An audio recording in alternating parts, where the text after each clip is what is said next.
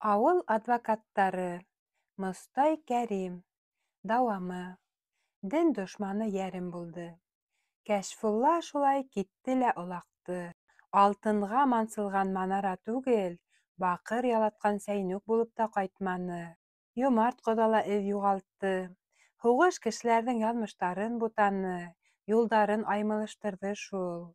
Йылдар хәүефле заманда тыуған тупраҡҡа моғайын тартыр әле баланы, тип Ғариф ағай улын төндәр йоҡламай көттө. Кинйәһен, ҡанаты ҡатмаҫ борон, ояһынан еңел генә сығарып ебәреүенә ут йотоп үкенде ул. Хатта малайының, үгәй әсәһе лә ихлас бошоноп, ара-тирә һораштырыр булды. Кәшфулланың хәбәр юҡмы, атаһы? Ап-асыҡ булып төшөмә ингәйне. Бисәһенә Ғариф ышана. Сөнки ул бер ваҡытта ла алдашмай. Шул саҡ атаның эсенә йылы керә. Ләкин айҙар уҙа, йылдар ҙа, әлеге күңел тигәнең күнегә бара. Әйтергә кәрәк, бергә саҡта Кәшфулла малайҙарҙың шаулы уйындарына дәрт өҫтәмәне, шат байрамдарҙың йәмен арттырманы. Йыш ҡына тиҫтерҙәре ығы-зығыла йәки бәхәстә уның барлығын да һиҙмәй ине. Башын алып сығып китеүе булды, баҡһаң, ҡайҙа ҡарама, Кәшфулла шунда кәрәк икән. Ат ашатырға туғайға ҡунырға йөрөһөндәрме, Аҡманайға балыҡҡа төшһөндәрме, һай-соҡор артында һабантуй яһаһындармы, урамдың буйынан-буйына шар һуҡһындармы, малайҙарға гел бер кеше кәм, бер урын буш тойолдо. Ҡорбанғәле менән Нурислам байтаҡ ара бөтөнләй етемһенеп йөрөнө. Әммә заман туҙандары ундай ғына эҙҙәрҙе күммәгәнме ни? Тәүҙә Герман менән һуғыштылар, унан ил эсендәге алыштар оҙаҡ йылдарға һуҙылды. Малайҙар егет ҡорона инде, ҡыҙҙар үҫеп буйға етте. Адвокат менән алдар яйы сыҡҡан һайын үҙ ҡушаматтарын аҡлай килде. Әллә ни күп булмаһа ла, илгә йә аяҡһыҙ, йә ҡулһыҙ, йә күҙһеҙ ғәриптәр ҡайта торҙо.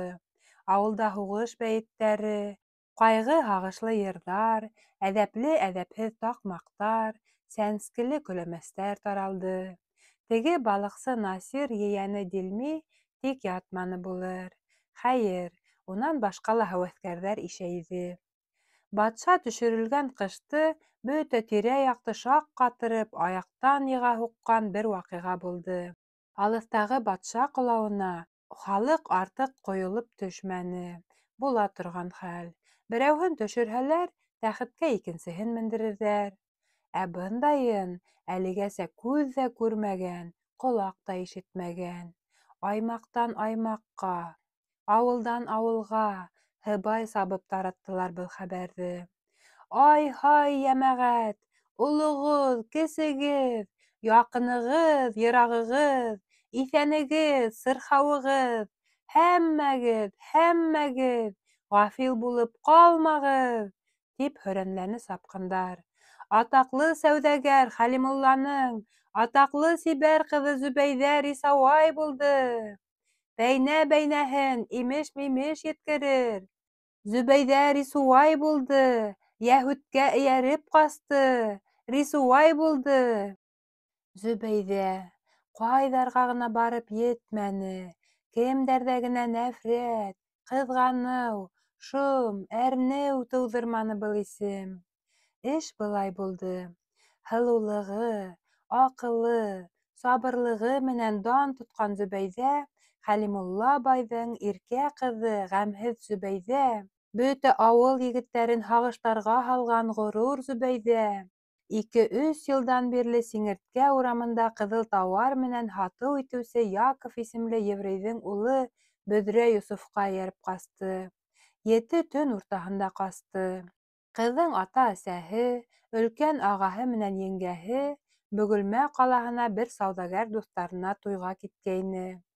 Кесе ағаһы үҙе ише егеттәрҙе йыйып, төнө буйы мунсала кәрт һуғып сыҡты.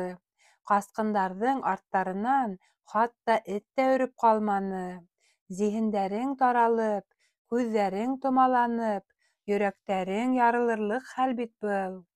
Әммә Ҡолоштар көн яҡтырыу менән тиҙ үк һуштарына килде. Әйткәнебеҙсә, 4 яҡҡа хәбәр ҡысҡырып, 4 сапҡын сапты. Үтә сая ирҙәр, иң ярһыу юртаҡтарҙы ослап егеп, оло юлдар буйлап сәмләнеп ҡыуа сыҡты. Хатта берәү санаға баҫҡан көйө һауаға тоҫҡап мылтыҡтан атып ебәрҙе. Был арала аҡты-ҡараны айырмаҫлыҡ булып эйелгән халыҡ төркөмө Яков лавкаһын уратып алды. Лавка тигәне уның 2-гә бүленгән. Эске яҡта берҙән-бер улы менән хужа үҙе тора. Тышҡыһында кәштә-кәштә тауар төргәктәре теҙелгән. 2 арала йоҡа ғына таҡта ишек. Кемдер берәү кескәй буйлы, сал ингән һаҡаллы, тар ғына күҙлекле Яковты зәңгәр бишмәтенең еңенән һөйрәп, күтәрмәгә сығарып баҫтырҙы. Ул дер-дер ҡалтырай, хатта морондары өтөлгән һоро быймалары өҫтөнә сығарып һалған салбар балаҡтары һелкенә. Яков ҡарттың йыуаш, ипле, ғәҙел кеше икәнен беләләр. Уның исемен дә мосолманса итеп Яҡуп тип йөрөтәләр. Шуға күрә халыҡ, ни тиклем генә шашмаһын, уға ташланырға баҙнат итмәне. Иң ҡыҙғандары ла әлегә һүҙ менән янауҙан ары китмәне. Һи-һи, дин дошманы, кафыр! Хәсистәреңде ҡайҙа ҡасырҙың, мәлғүн? Мосолман башынан көлгән өсөн ояһын үртәргә кәрәк. Көсөгөң ҡайҙа, эт? Яковтың күҙ алды ҡараңғыланып китте. Ул күҙлеген һалды. Ҡараңғылыҡ көсәйҙе генә. Ҡалтыранған ҡулдарын саҡ тыңлатып, күҙлеген йәнә кейҙе. Әммә көн яҡтырманы. Ниңә ҡаттың тәре бағанаһы һымаҡ? Яуап бир, дәһри! Яков өндәшмәне. Нимәлер эшләтергә кәрәктер бит быны, йәмәғәт, тине берәү икеләнеберәк. Һәр сходта һәр нәмәгә ҡаршы сыға торған, һәр ыҙғышты ҡырылышҡа әйләндерә торған таш үңәс Лоҡман үкереп ебәрҙе. Нимә сәйнәп торорға? Өңөнә ут төртөргә лә үҙен шунда ырғытырға! Вәссәләм! Туп-тура йәһүд ожмахына китер! Ҡайышланып бөткән меҫкен бүрке маңлайына төшкән, үҙенә яңы бүрек тегергә ҡул теймәй. Кәбир ҡарт Яков эргәһенә үк сығып баҫты. Осло эйәгенең осонан ғына һуҙылып төшкән һирәк етен һаҡалын һул ҡулы менән төбөнән услап алды. Таянысы ҡаҡшап, бүтән сара ҡалмағанда үҙ һаҡалына тотона торған ғәҙәте бар уның. Йәмәғәт, тине ул ҡысҡырмай ғына, уйлашайыҡ әле. Ул бит бүтән иман кешеһе. Беҙҙең динебеҙҙең хөкөмө уға ҡарата хаҡ булырмы һуң? Хәҙрәттән кәңәш һорарға кәрәк. Ниңә хәҙрәттән һорарға? Ана ҡыҙҙың бер туған ағаһы әйтһен. Мин белмәйем, тине ҡыҙ ағаһы, йоҡоһоҙлоҡтан йонсоған йөҙөн ситкә бороп. Кәбир ҡарт һүҙҙәренән һуң төркөмдөң асыуы баҫыла төштө.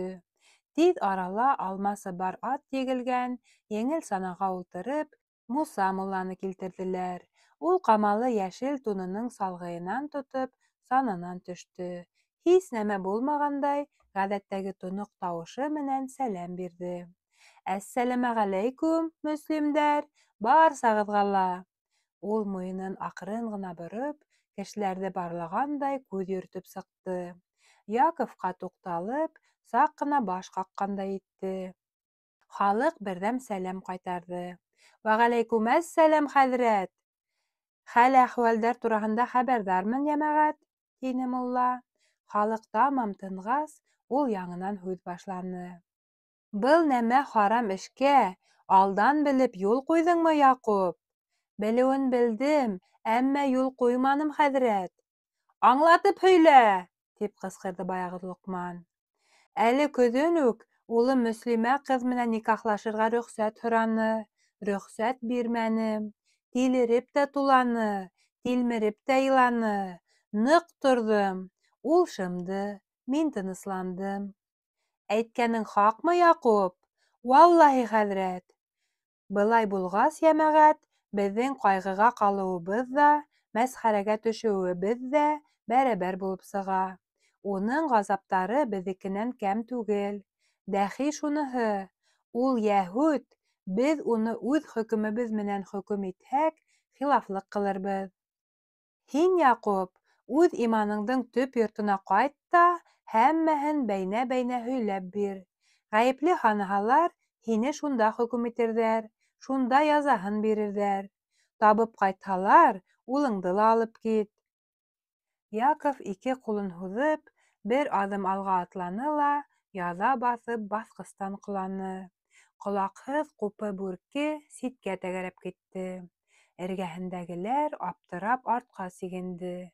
«Мин һуҡырайҙым бит, хәҙрәт, мине илдән ҡыуҙырма инде!» Был хәбәрҙән кешеләр иҫәнгерәп китте. Хатта ҡуҙғалыр әмәлдәре ҡалманы. «Һинеңсә булыр», — тине Муса мулла шул бер үк тауыш менән. «Һине рәнйетмәҫтәр». Алмасыбар юртаҡ егелгән еңел санаға ултырып, ул китеп тә барҙы. Халыҡ тарала башланы. Ҡар өҫтөндә ятҡан түңәрәк ҡара бүректе, әйтерһең, күреүсе лә булманы. Юҡ, берәү күрҙе. Алдар Нурислам бүректе алып, ҡарын ҡаҡты ла Яҡупҡа һондо. Теге һәрмәнеп ҡулына эләктерҙе, ләкин башына кеймәне. Ошо көйө баҫып ҡалды ул. Уның ныҡ ҡына сал ингән һаҡалына 2-3 бөртөк күҙ йәше тәгәрәп төштө. Ҡасаҡтарҙы ҡайҙан ғына эҙләмәнеләр. Өфөгә генә түгел, Ырымбур менән Силәбегә тиклем барып еттеләр. Хәбәр ҙә юҡ, эҙ ҙә юҡ. Башы йәшерендең һуңы ла батырын була шул. Шулай ҙа донъя бөтөнләй күҙ-ҡолаҡһыҙ түгел икән. Иртән юлға сығасаҡ алашаһына икенсе әтәс ҡысҡырғанда, һоло һалырға сыҡҡан Нурислам, улар ихатаһы менән йәнәш-һил тыҡрыҡта, утын санаһына егелгән ат эргәһендә ир торғанын да күрҙе. Ҡултығына ҙур ғына төйөнсөк ҡыҫтырған ҡыҙҙың тыҡрыҡ осонан былай табан атлай йүгерә килгәнен дә шәйләне. Икәүҙең бер санаға ултырып, тәүҙә яй ғына, унан юрттырып китеүен иҫәпкә алды. Кемдәр икәнен дә таныны. Әүәлерәк улар тураһында ауыл буйлап йөрөгән имеш-мимеште лә хәтерләне. Хәйер, ул саҡ һүҙ тиҙ тынды. Хәлимулла бай ҡыҙы тураһында оҙон-оҙаҡ ләстит һатырға кем батырсылык итһен. Бына әле килеп, баш китәрлек эш ҡылына, хәтәр эш ҡылына. Урамға сығып, ҡарауыл ғына ҡысҡыр, бөтә ауыл һикереп торасаҡ. Урамға ла сыҡманы, ҡарауыл да ҡысҡырманы Нурислам. Юҡ, ике ғашиҡ үҙ закондары менән йәшәһен, үҙ көндәрен үҙҙәре күрһен, тигән изге теләктән тыйылып ҡалманы ул. Ундай уй уйларлык йәштә түгел ине әле. Ҡан ҡойоштан, үлтерештән ҡурҡты ул. Әгәр егет менән ҡыҙҙы ҡыуып тотһалар, балта бысаҡһыҙ ҡотолоу юҡ ине. Етмәһә, Иосифтың ҡоролған 6 атары ла бар тип һөйләйҙәр. Ырҙындар артына сыҡҡас, ҡасаҡтар иң аулаҡ яҡҡа, урман юлына боролоп төн эсенә батты. Революциянан һуң, күп йылдар үткәс, Хәлимулла бай үҙе вафат булып, улдары төрлө яҡҡа таралышып бөткәс, сход йортонда Нурислам әллә ҡасандан һаҡлап йөрөгән серен, ирендәрен ялай-ялай халыҡҡа асты. Теге саҡ Йософ менән Зөбәйҙәгә фатиха биреп, аҡ бәхеткә тейендергән кеше мин булдым. Үҙем яҡшы ат ектем, үҙебеҙҙең тыҡрыҡта, йәштәрҙе үҙем осраштырып, үҙем санаға ултырттым, үҙем ышаныслы юл өйрәттем. Шуның өсөн уларҙың эҙенә лә төшә алманылар. Йософты бик ҙур комиссар булған тиҙәр. Бөтә еврейҙар ҙа хәҙер комиссар булып бөткән ти. Моғайын, мине эҙләп килеп сығыр әле. Алдар көнөн, сәғәтен, минутын теүәл әйтеп һөйләне. Халыҡ хайран ҡалып, йәғни ышанып тыңланы. Йософ үҙенең юл күрһәтеп, бәхет биреп ебәргән кешеһен ни эшләптер эҙләп килмәне. Ә һуҡыр Яковтың үҙен шул яҙҙа уҡ, һыуҙар ташып ҡайтҡас, ниндәйҙер ҡыҙ кәрҙәше килеп алып китте. Зөбәйҙә тураһында ул саҡ оҙон-оҙон бәйеттәр тиһеңме, Әшәке таҡмаҡтар тиһеңме, мыҫҡыллы төртмә йырҙар тиһеңме, ауыл өҫтөнә һибелә генә торҙо. Әшәке таҡмаҡтар телдән тиҙ төштө, төртмә йырҙар ҙа күпкә сыҙаманы, ә ғибрәтле бәйеттәр оҙаҡ хәтерҙән сыҡманы. Ҡайһы берҙәрен иламай тыңлап булмай ине. Бигерәк тә Зөбәйҙәнең, йәнәһе, үҙ ауыҙынан сыҡҡан һүҙҙәре нескә күңелдәрҙе ныҡ йәрәхәтләне. Дин дошманы йәбрәй булды бәнем йәрем. Хаҡ яҙғаны шул күрәһең, ҡәрҙәштәрем. Ул үҙе лә ғашиҡ иер һуштан яҙып. Әйт, Тәңреһе, ғишыҡ тотоу ниңә яҙыҡ? Йөҙөнә бер ҡарағас та вайран булдым. Йософ тигән исеменә хайран булдым. Ниңә уға пәйғәмбәрҙең атын бирҙең? Атын биргәс, ниңә йәһүд затын бирҙең? Зиһендәрем алынды шул тәүгә генә. Тамуҡтарҙан ҡотҡармаҫтыр тәүбә генә. Керешер атам бәддоғалар башҡарырға. Төшөр әсәм ҡарғыштары баштарыма. Ниңә, Тәңрем, ҡанат ҡуйҙың һин ҡайырғас? Икебеҙҙе ниңә ҡуштың ден айырғас? Юҡ-юҡта, әле булһа әбейҙәр ауыҙынан ошондай юлдарҙы ишетеп була. Танау Нәжип. Ҡайһы ваҡыт бит бәләкәс кенә, хатта ирмәк кенә хәлдә шаулы ваҡиғаларға күләгәһен төшөрөп, иғтибарҙы үҙенә күсерә. Урман аҡланы буйлап сабып килгән боландың юлын алда тәгәрәп ятҡан йоҙроҡтай ғына бер терпе бүлдереү ихтималмы? Ихтимал. Эреле-ваҡлы ваҡиғалар ҙа ана шулайыраҡ була. Зөбәйҙә фажиғәһе һүрелеп бөтмәҫ борон Өсәтәстә бер мәҙәк әйбер булды. Былай һүҙ итеп һөйләрлеге лә юҡ, әгәр ахырында эш ҙурға китеп бармаған булһа. Ҡорбанғәлеләрҙең уң күршеһендә 4 йәшлек улы менән генә Сәғиҙә исемле һалдатка тора. Күңеле менән алсаҡ, ҡылығы менән шаталаҡ ул. Тәү ҡарауҙа былай буйһынға ла әллә ҡайҙа китмәгән, төҫ-башҡа ла бер сама ғына. Ләкин күҙ күрмәҫ, күңел ҡанмаҫ ниндәйҙер сихыры, тылсымы бар уның. Алсаҡтар, шаталаҡтар күп, ә бындайҙар һирәк. Эргәһенән тыныс ҡына үтеп киткән ир-ат юҡтыр, моғайын. Әле өйләнешкән йәйҙе ҡапҡалы эсендә икәүҙән-икәү күбә һалғанда, Хәлфетдине кисте еткерә алмай ыҙаланып, йәш кәләшен көпә-көндөҙ ҡыуаҡ араһына димләп ҡарағайны. Әйтергә кәрәк, Сәғиҙә сабырлыҡ күрһәтте, шаярҙы, көлдө, әммә урынһыҙ урында ир иркенә буйһонманы. Ире һалдатҡа алынып, 2 йылдан ашыу ваҡыт үтте. Йәш ҡатын бығаса, шөкөр, тел-тешкә эләкмәне. Элегерәк тә мутлығы менән исеме сыға биргән Нәжип һуғыш йылдарында күҙгә салынырлығыраҡ, ҡыйшандағыраҡ һалдаткалар менән сыбалғылай башланы. 30-ҙар тирәһендәге оҙон муйынлы, тар үңәсле, ҙур күмәгәйле был ир ара-тирә осрағанда Сәғиҙәгә лә һүҙ ҡата башланы. «Бәрәкәтең көндән-көн арта, ҡоҙаса, уны кемгә һаҡлайһың, әрәм итеп?» — тине ул бер көн. «Эйәһенә. Бисмилла әйтһәң, кәмемәй ул, уның өлөшөнә лә ҡалыр. Бисмиллаңды өйөңдә ҡатыныңа йышыраҡ ҡабатла, бүтәндәргә нәфсең кәмер». Был һөйләшеү урамда уҙып барышлай ғына булды. Шунан һуң бер көндө Нәжип ҡыҙмаса баштан ҡорҙаштарына былай шапырынды: «Сәғиҙәгә ҡармаҡтың ышаныслыһын һалдым, алтын ҡармаҡ. Әгәр ҙә ки шуны әүрәтеп, ҡосағында иремәһәм, бына ошо ҡылыс танауымдан аҫып ҡуйырһығыҙ, ыһ та итмәм», — тине. 30 тештән сыҡҡан һүҙ 30 кеше аша үтеп Сәғиҙәгә килеп етте.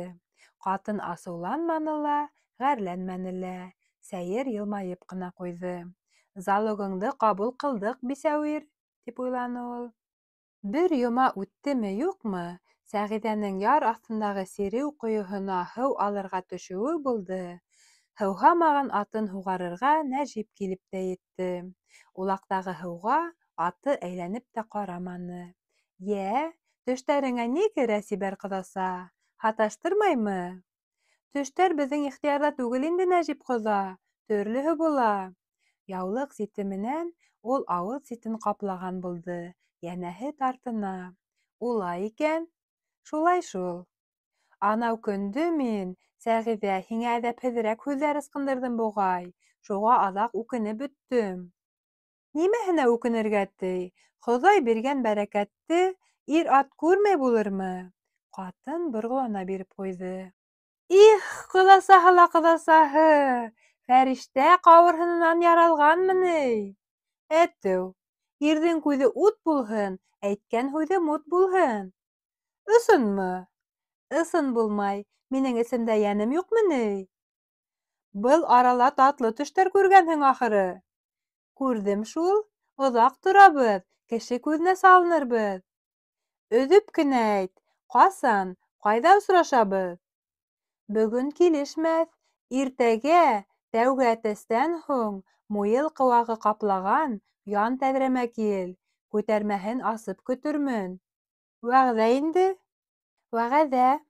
Бар кит, артыңа әйләнеп ҡарама, тине ҡатын. Тегеһе тыңламаны, әйләнеп ҡараны.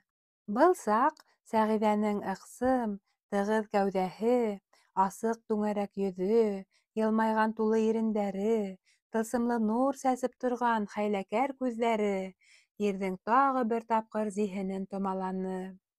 Эркелеп, муйыл сәскә атҡан мәл ине. Төн һалҡынса. Көндөҙ донъяны аңҡытып торған аҡ тәлгәштәр, йомолоп, хуш еҫтәрен эскә йәшергәндәр. Улар йоҡлайҙар, ял итәләр, шуға күрә аңҡымайҙар. Кәбир ҡарттың самаһыҙ дәртле булыуы арҡаһында өтәләп бөткән ҡара әтәсе ҡысҡырып та ебәрҙе, ҡараңғы ҡунағы ике ҡулы менән муйыл ботаҡтарын аралап, ихата яғындағы яртылаш асыҡ тәҙрә эргәһенә килеп тә баҫты. Тәүҙә аңлатып үтәйек әле.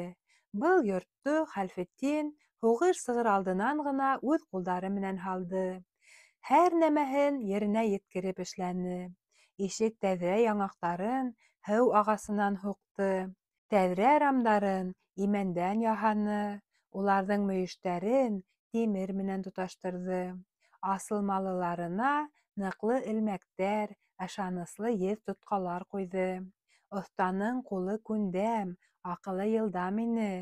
Тәҙрә ҡапҡастарына, ишек, ҡапҡа баштарына ниндәй генә һүрәттәр, ниндәй генә биҙәктәр яһап бөтмәне ул. Берәүҙәр һоҡланды быға. Икенселәр, ваҡыт әрәм итеп, тапҡан һөнәр, тинеләр. Ҡараңғы ҡунағы һаҡ ҡына тамаҡ ҡырҙы. Эске яҡтан бышылдап билдә бирҙеләр. Бында, бында. Оҙон муйынға ултыртылған йомро матур башын теге бер яҡҡа ҡыйшайта биреп, яртылаш асыҡ тәҙрәгә һондо. Әйтерһең, ул бәйгелә йүгергән. Танауы мыш-мыш килә, йөрәге дөп-дөп тибә. Типмәҫлекме ни? Бына бит ул йәш ҡатын ҡосағына сумасаҡ. Бына сутылдатып үбеп аласаҡ. Бына. Ни булды был? Ниңә ул иҫәңгерәп китте? Шәп булды. Сәғиҙә бер ҡулы менән шап иттереп тәҙрәне япты ла йән асыуы менән ҡыҫты. Ҡунаҡтың башы эстә, кәүҙәһе тышта ҡалды. Рамдың ҡыры тегенең нәҡ үңәс тамырына тура килде. Ҡысҡырырға ҡурҡа, тартып алырға әмәле юҡ. Сәғиҙә шунда уҡ кейәүҙең танауын икенсе усына эләктереп алды ла, уны уңға ла, һулға ла, өҫкә лә, аҫҡа ла борғоларға кереште. Аҙғын, боҙоҡ, бына шулай аҫалар ул танауҙан, бына шулай, ир аламаһы, иретермен һине ҡосағымда, бик иретермен, балыҡсы. Ул асыуҙың сигенә етеп, танауҙы һаман өҙгөләне. Ҡатын-ҡыҙ башынан көлмәҫлек итеп, мин һине ырыуҙан ҡалдырырмын, кәзә тәкәһе. Тәүбәңде ит, хәсис. Нәжип тәүҙә тартылып ҡараны ла, тиҙ үк кәрен юғалтты. Бер мәл ул хырылдай башланы. Ҡатын тотҡаны ысҡындырҙы. Ир, муйыл ботаҡтарын бәүелтеп, аҡрын ғына ергә сүкте. Сәғиҙәнең ҡото осто. Ләкин ҡурҡыу оҙаҡҡа барманы. Нәжип тиҙ арала һушына килде. Аяҡ үрә баҫып, башын һелкетеп торҙо ла, аңҡы-тиңке атлап, урам яғына ыңғайланы. Улар бер-береһенә һүҙ ҡушып торманылар. Һүҙһеҙ ҙә аңлаштылар булыр. Иртән торғансы, Нәжиптең танауы кер туҡмағы ҙурлығы булып шешеп китте. 3 көн урамға сыҡманы ул. Илаһым, тағы ла эштән сығарып ҡайтарғандар. Бигерәк янъялсыһың шул үҙең дә, тип өҙгөләнде бисәһе. Әҙәм ҡарар ерен ҡалдырмағандар. Бытылдама әле, исмаһам. Ауыртамы? Әрней. Ҡатын тиҙ генә мөгәрәпкә төшөп, бер ҡоштабаҡ ҡар алып сыҡты. Мә, танауыңды ошонда тығып ултыр, әрнеүе баҫылыр, тине. Нәжип йөҙө менән ҡоштабаҡҡа тығылды. Бер талайҙан һыҙлау баҫылған да итте. Ләкин күләм яғынан да, төҫ яғынан да күңел йыуатырлыҡ нәмә күрһәтмәне көҙгө. Ҡара ҡыҙыл танау урынына зәңгәр ҡыҙыл ғибрәт аҫылынып тора ине. Хәл белергә килгән иптәштәренең «Ошондайҙа танау булыр икән-әй!» тип иҫтәре китте. Танау эйәһе асыҡ ҡына әйтмәгәс, хәл белеүселәр мажараның төбөн, тамырын төпсөнмәнеләр. Ә теге үҙе «Булды инде!» тип кенә ҡуйҙы. 4-нсе көндө кер туҡмағы байтаҡ шиңгәс, ул кеше араһына сығып күренде. Шиңгәндән ҡалғаны ла әле уға танау Нәжип тигән ҡушамат тағырға тулы хоҡуҡ бирҙе. Ошо хәлдән һуң атаҡлы танау 4-5 йыл буйы сит бисә-сәсә тирәһендә еҫкәнеп йөрөмәне. Төнгө ҡауышыуҙың шымсыһы ла, гыуаһы ла булманы кеүек. Әҙәм ишетерлек ситкә тауыш та сыҡманы. Ҡуналҡала ойоп ултырған тауыҡтар күрһенме лә, мунса башына ҡунған ябалаҡ ишетһенме. Балсыҡ һауыттан һарҡып сыҡҡан кәрәсин шикелле, алама хәбәр үҙенә юл таба шул. Нәжиптең танауы урынына ултырып та бөтмәне. Хәйер, ул бөтөнләй элекке хәленә ҡайта алманы. Бер ҡанаты йәмшәйеп, осо саҡ ҡына өҫкә ҡайырылып ҡалды. Танау таҡмағы килеп тә сыҡты. Бейек үксә күн итек, һикереп сыҡтым канауҙы. Сәғиҙәне әүрәтәм тип, харап иттем танауҙы. Бар баҙарға, бар Нәжип, яңы танау һатып ал, яңы танау һатып ал да, Сәғиҙәгә ҡармаҡ һал. Унда баҫма, бында баҫ, оҙон муйын йоҡа баш, ғишыҡ тотоп яндыңмы, танау ҡартып ҡалдыңмы? Был таҡмаҡтар ҙа оҙаҡҡа барманы.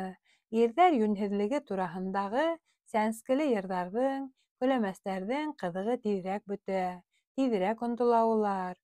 Ҡатын ҡыҙға ғына бер йәбешһә, ғүмергә етә. Эйе, таҡмағы тынды, әммә шауҡымы бер миҙгел йәнә килеп сыҡты. Талаҡ, талаҡ! Варшава яғында һул аяғын теҙҙән түбән туптан өҙөрөп, түшенә һалдат тәреһе тағып, Хәлфетдин ҡайтып төштө. Ағас аяғын тыҡылдатмаҫҡа тырышып, һаҡ ҡына ишектән инде лә шымды. Шаршау эсендә уралған Сәғиҙә ишек асылғанды һиҙмәй ҙә ҡалды. «Ғәрипте ҡабул итәһеңме?» тине ир ултырғаныраҡ тауыш менән. Ҡулындағы ҙур ғына ҡумтаһын иҙәнгә ҡуйҙы. «Хәлфетдин!» тип ҡысҡырып ебәрҙе ҡатыны, әле күрмәҫ борон уҡ. «Хәлфетдин!» Ул ашығып сығып иренә һарылды.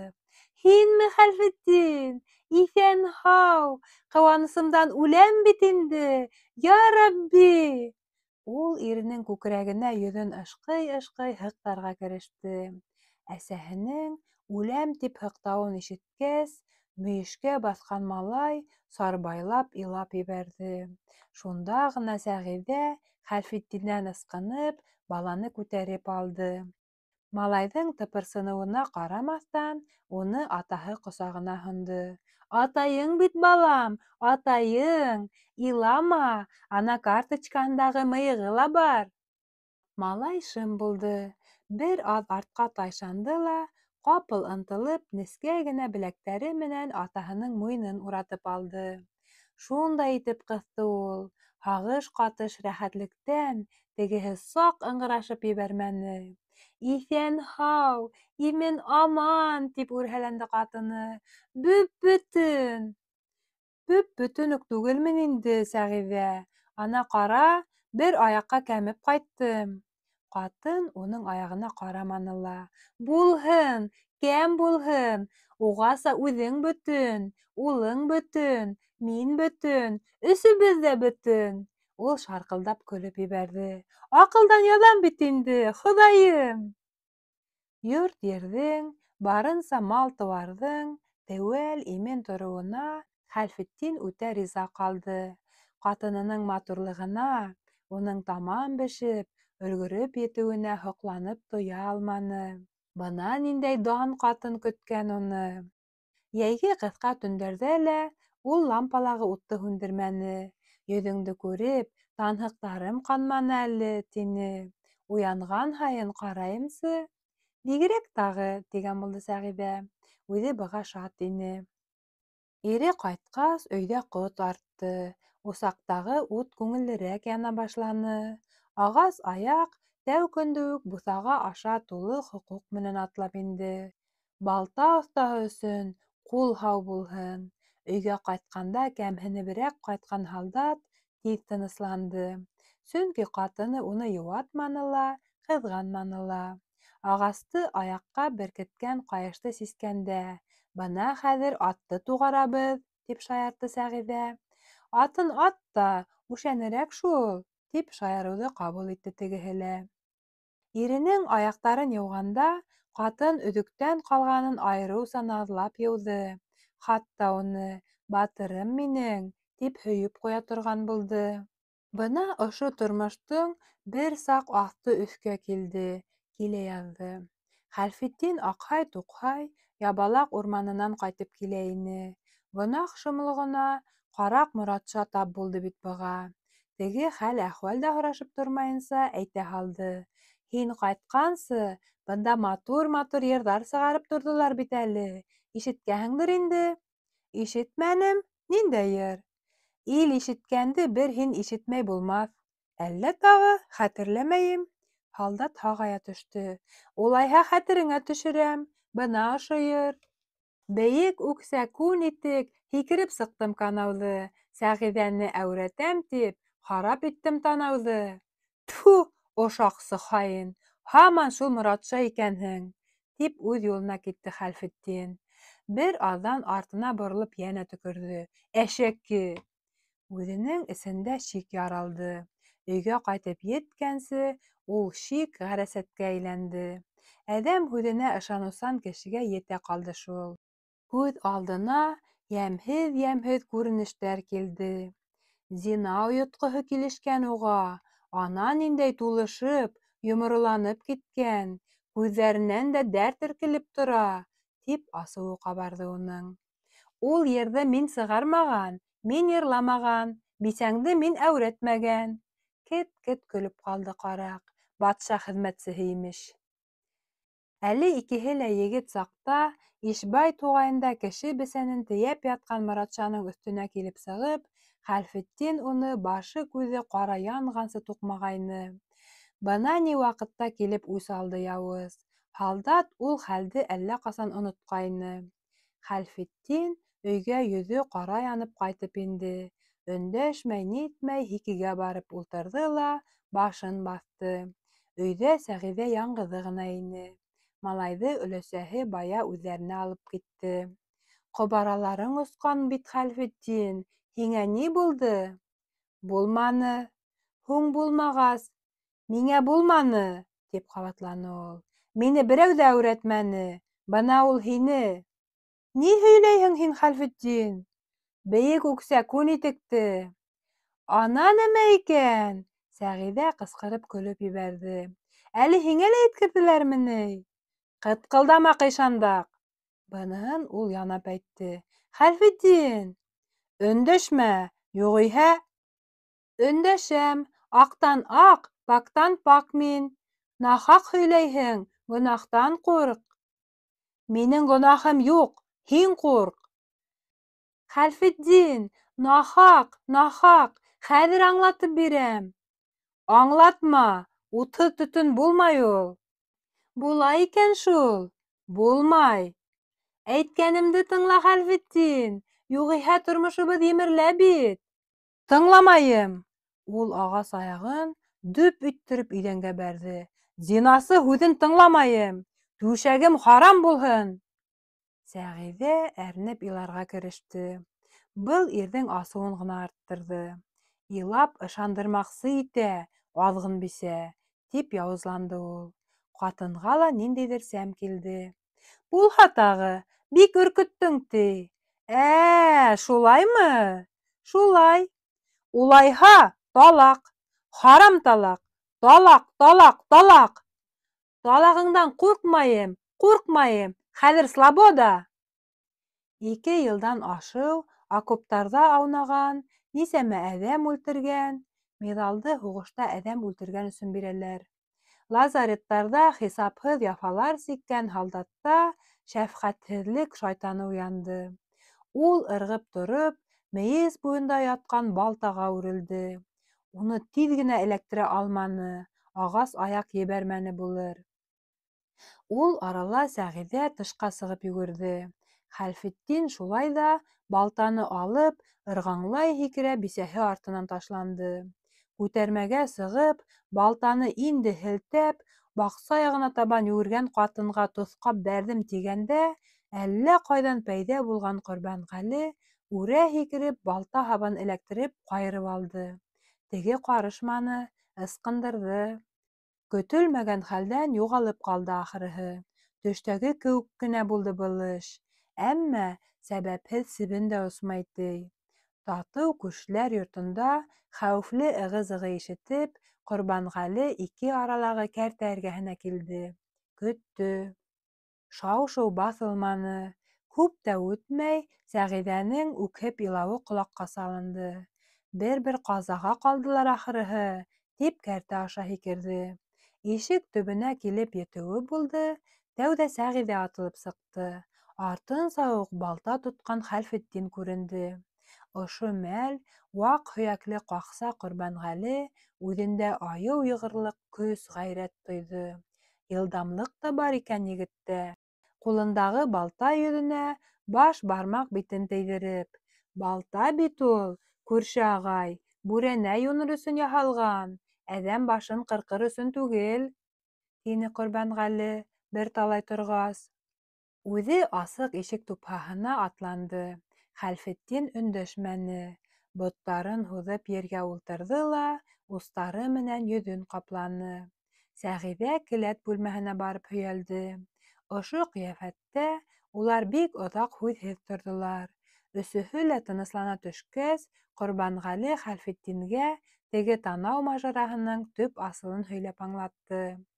Нәжиптең танау имгәтеп ҡотолоуын, Сәғиҙәнең һөттән пак булыуын бөтә ауыл белә. Ҡайҙан белә?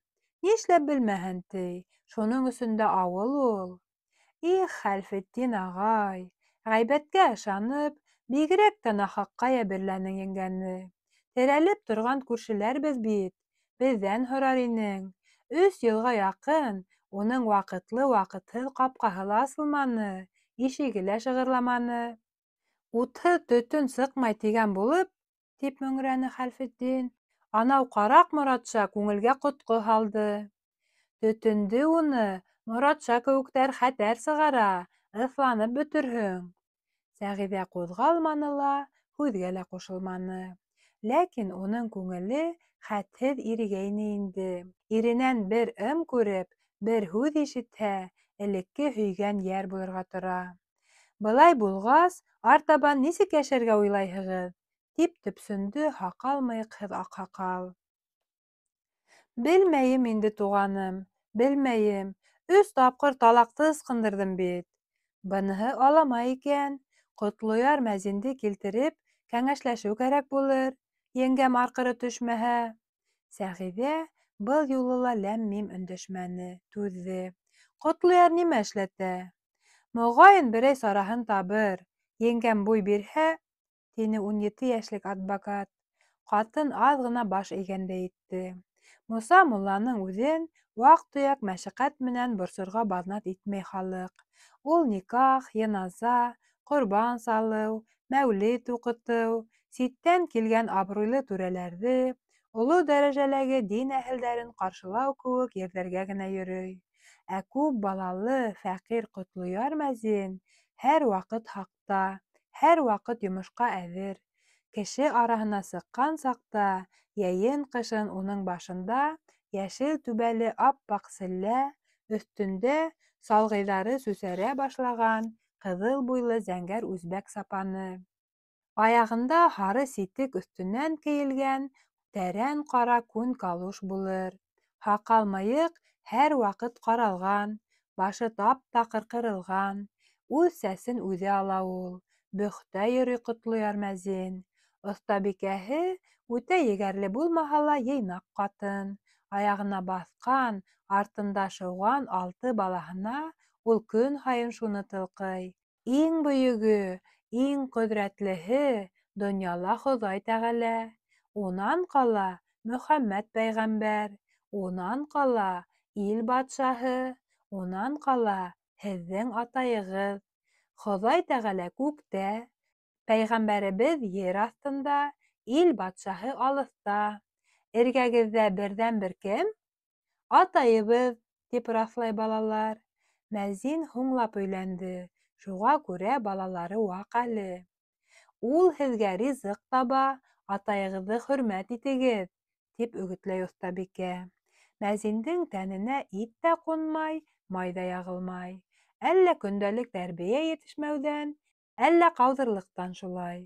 Ҡомһоҙ түгел беҙҙең Ҡотлояр, шуға күрә донъяһы ҡотаймай, ти халыҡ. Ана теге мәхәлләнеке тултырылған тауыҡ шикелле тулышып тора. Хәйерҙе лә ул, күберәк һонһалар, артыҡ тапҡанын ҡайтарып бирә. Хоҙай разый булмаҫ, ти. Ғүмер баҡый ултырып булмаҫ бит, тип һүҙ яңыртты Ҡорбанғәле. Нимәлер ҡыймылдарға кәрәк. Бөтөнләй таралып төштөм әле, туған. Мимес алдында ла шулай таралып төштөңмө? Мимес башҡа зат, ул һинең нахаҡҡа рәнйетелгән хәләл ҡатының түгел. Һин дә берәй нәмә әйт еңгә. Ирҙән уҙып мин ни әйтәйем? Тине Сәғиҙә тыныс тауыш менән. Былай булғас, вәт нәмә, башыңа бәлә төшһә, малыңа ҡаза килер, ти. Һин, ағай, тауыҡ һуйып бир, еңгә ҡаҙан аҫһын. Адвокат бөтөнләй бойороуға күсте. Эңер төшөүгә мин Ҡотлояр мәзинде килтерәм. Бая ғына мәсет тирәһендә күргәйнем, өйҙә булыр. Шәмгә ут алыуға Ҡотлояр менән адвокат килеп тә етте.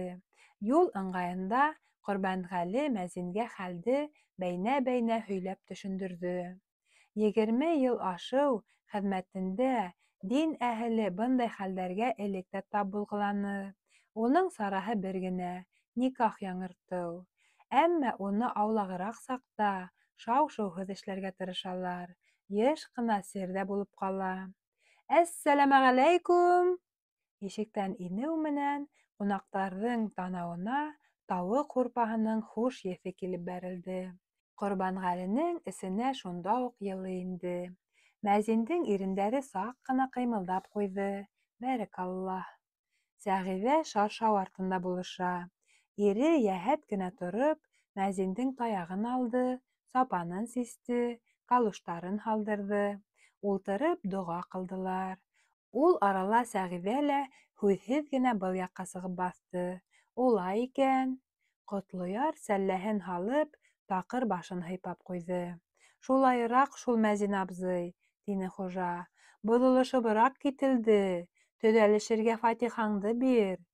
Ҡоро фатиха ғына ҡабул булмаҫ кем, Хәлфетдин.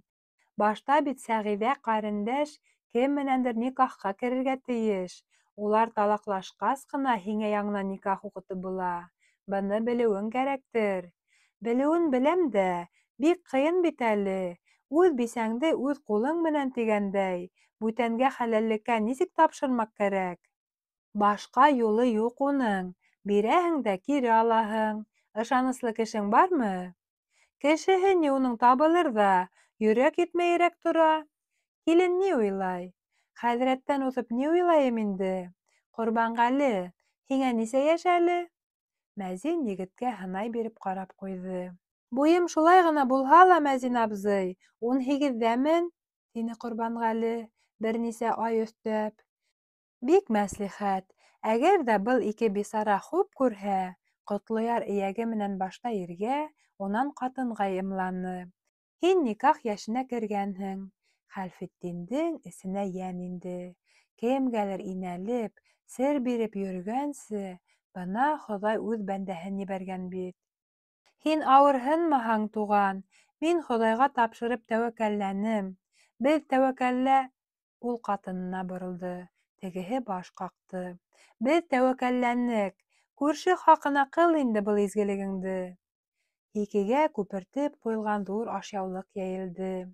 Мәзин түр башына менеп, арыҡ аяҡтарын бөкләп, ҡабарып торған сәскәле мендәргә сумды. Уның эргәһенә Ҡорбанғәле шыуышты. Ир менән ҡатын һике ситенә ҡырын ултырҙы. Аш-һыу килгәнсе, бик мөһим, бик яуаплы ғәмәл башҡарылды. Кәбир улы Ҡорбанғәле, һин Сәйфелмөлөк ҡыҙы Сәғиҙәне хәләл ефетлеккә алырға ризамы? Тип һораны Мәзин. Риза.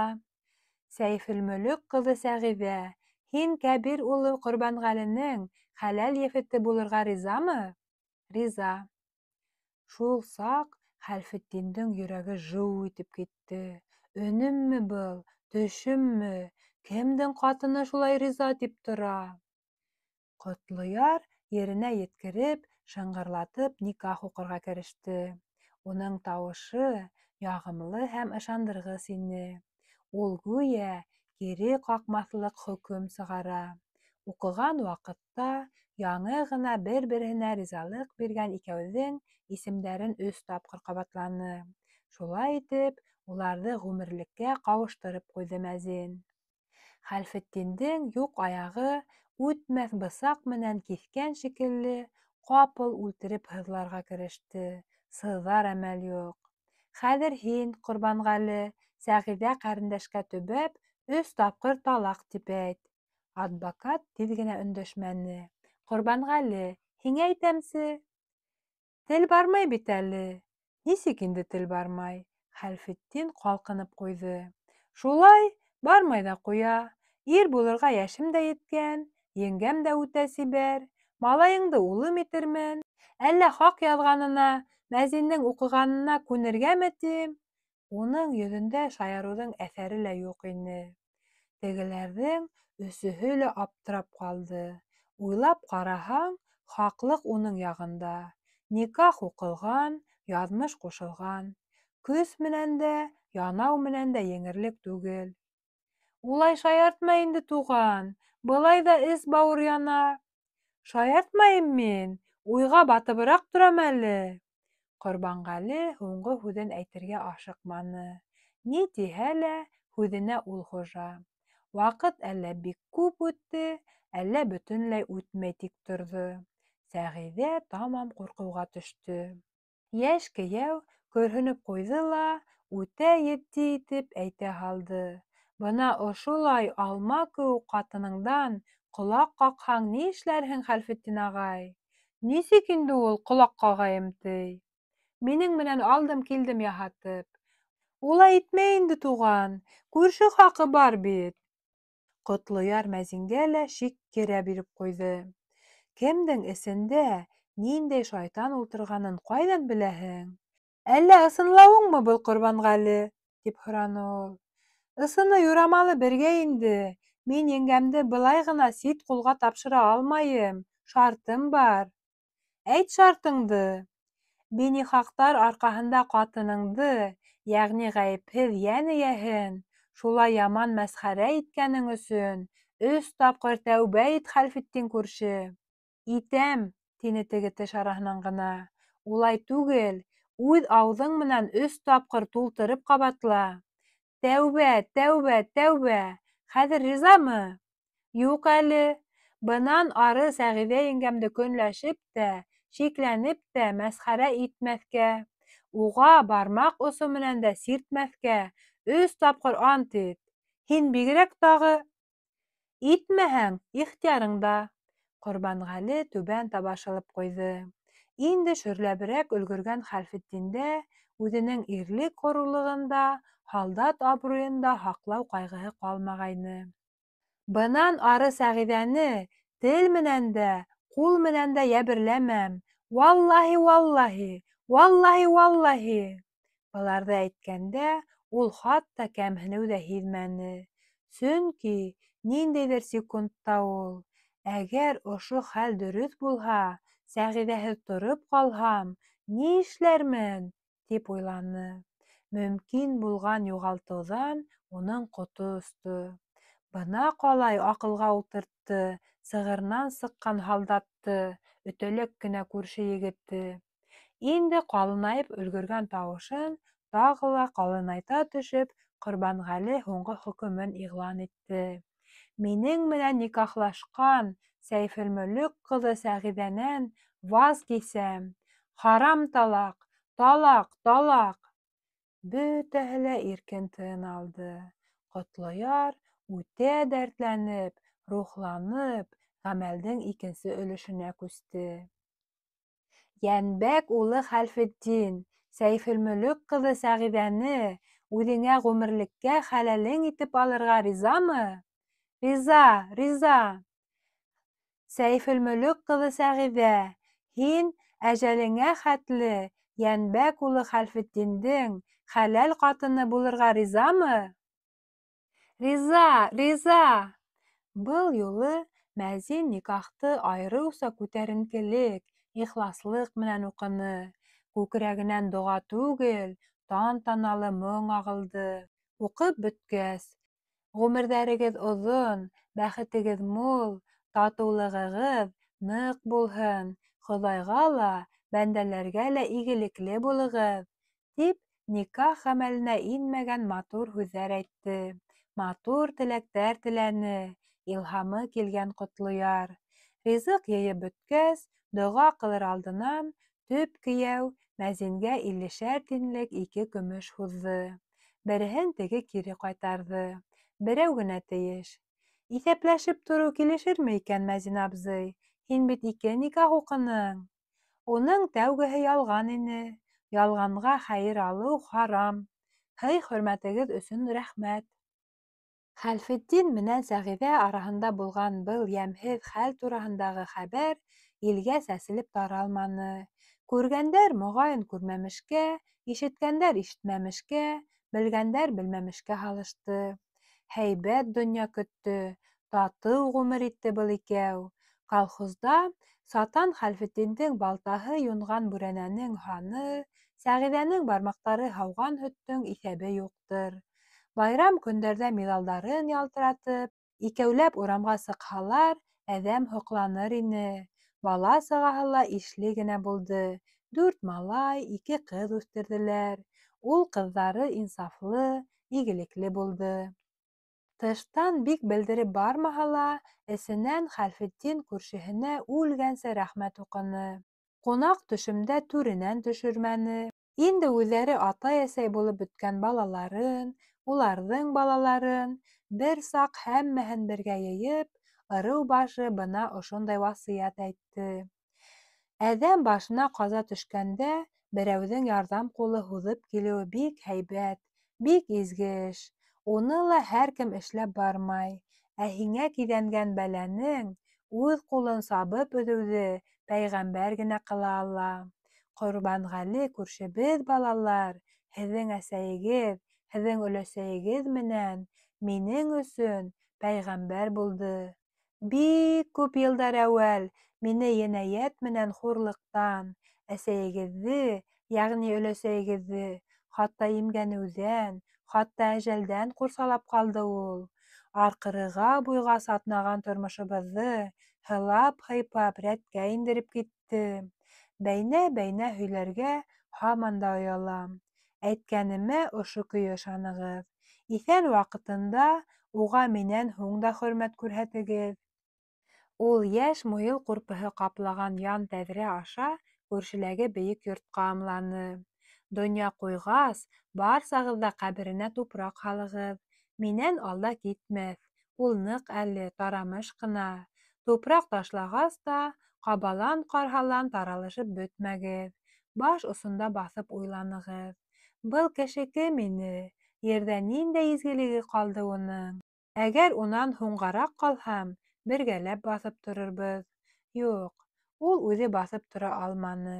Хәлфетдин менән Сәғиҙә 10 йылдар әүәл булырҙыр инде, бер ай эсендә аллы-артлы гүр эйәһе булды. Башта ҡарсығы, унан үҙе. Уларҙың үрсемле ҙур ояһы васыятҡа тоғро булды. Ҡорбанғәлене ерләүгә ваҡ балаларҙан тыш бөтә ырыу килде. Оло улдарының кинйәһе тирмәнсе Миндияр мәрхүмде үҙ ҡулы менән тәрбиәләп ләхеткә һалды, йәғни ер ҡуйынына тапшырҙы. Хәлфетдиндекеләр ҡәбер эргәһенән тиҙ генә китмәнеләр. Бер тирәгәрәк уҡмашып, шымып торҙолар.